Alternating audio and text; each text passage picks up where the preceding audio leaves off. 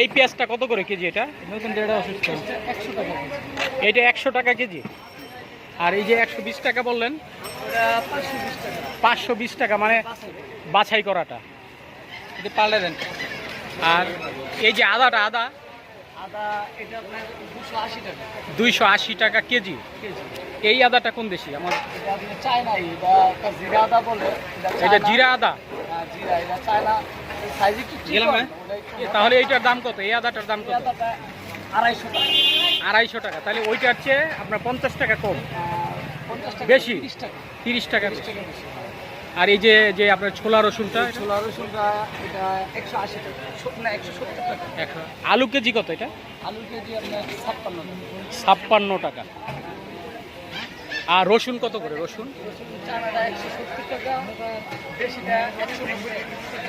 170 টাকা চায়না, আর দেশিটা 190।